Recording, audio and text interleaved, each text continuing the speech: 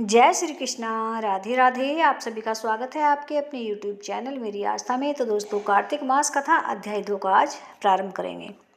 श्री कृष्ण भगवान बोले, हे प्रिय, जब गुणवती ने राक्षस द्वारा अपने पिता और पति का मरना सुना तो दुखित हुई और रुदन करने लगी। हे स्वामी, हे पिता, आप मुझे छोड़कर कहाँ चले गए? मैं आपके बिना क्या करूँ? अब मेरे भोजन वस्त्र का प्रबंध कौन करेगा? अब मैं किसकी शरण लूँ? मैं विधवा हो गई हूँ। विधाता का मेरे ऊपर कोप हुआ। मैं कैसे जीऊँ?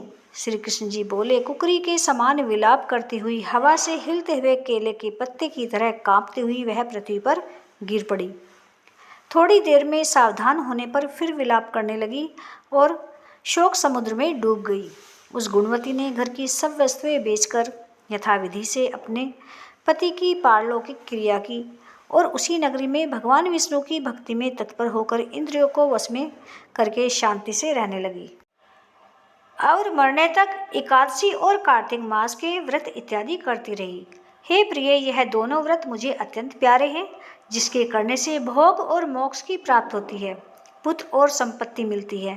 कार्तिक की तुला राशि पर सूर्य निकलने पर महापापी जो भी प्रातः काल स्नान करते हैं वे भी मुक्ति को प्राप्त होते हैं। जो मनुष्य स्नान, जागरण, दीपदान और तुलसी का पूजन करते हैं वे विष्णु के रूप हैं। भगवान विष्णु के मंदिर में झाड़ना, सतिया काटना और विष्णु की पूजा आदि का कार्य जो मनुष्य करते हैं वह जीवन मुक्त होते हैं। इस प्रकार वह गुणवती हर एक वर्ष कार्तिक व्रत और भगवान विष्णु का नित्य ही पूजन करती रही। एक समय वृद्धावस्था के कारण दुर्बल होने के रोग और ज्वर से पीड़ित होने पर भी गंगा स्नान को गई। जैसे ही पानी में उतरी, जाड़े के मारे कांपने लगी।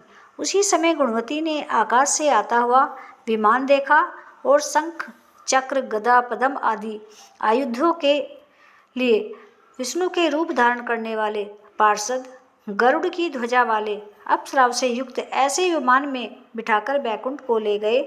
प्रदीप्त अग्नि के समान कीर्ति वाली गुणवती विमान में बैठी हुई कार्तिक व्रत के प्रभाव से मेरे पास आ गई। जब ब्रह्मादि देवताओं की प्रार्थना से मैं पृथ्वी पर आया तब वे गण भी मेरे साथ आए।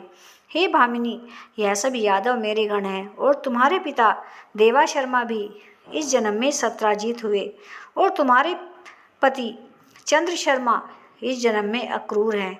और हे देवी, तुम वही गुणवती हो जो कार्तिक के स्नान के प्रभाव से मेरे लिए अत्यंत प्रिय हो। तुमने तो मेरे मन मंदिर के सामने तुलसी का बगीचा लगाया, उसी से यह कल्प वृक्ष तुम्हारे आंगन में है। कार्तिक में जो पहले तुमने दीप दान किए हैं उसी फल से तुम्हारी सुंदर काया और घर में लक्ष्मी देवी का निवास है, जो संपूर्ण व्रताधिक पति स्वरूप भगवान को अर्पण किए थे, इसलिए तुम मेरी पत्नी बनी हो। और तुमने जन्म मृत्यु तक जो कार्तिक व्रत उपवास किए हैं, इससे तुम्हारा वियोग मुझसे कदापि नहीं होगा। इसी प्रकार कार्तिक में व्रत करने वाले तुम्हारे समान मेरे प्रिय होंगे। सूत जी बोले, सत्यभामा जी अपने पूर्व जन्म का सब हाल जानकर बहुत प्रसन्न हुई। तो दोस्तों, ये थी आज की कहानी। कहानी कैसी लगी? कहानी पसंद आई तो वीडियो को लाइक शेयर कीजिएगा और यदि चैनल पर पहली बार आई हैं तो प्लीज़ चैनल को सब्सक्राइब भी जरूर कीजिएगा। तो दोस्तों, मिलते हैं अगले वीडियो में। तब तक के लिए राधे राधे।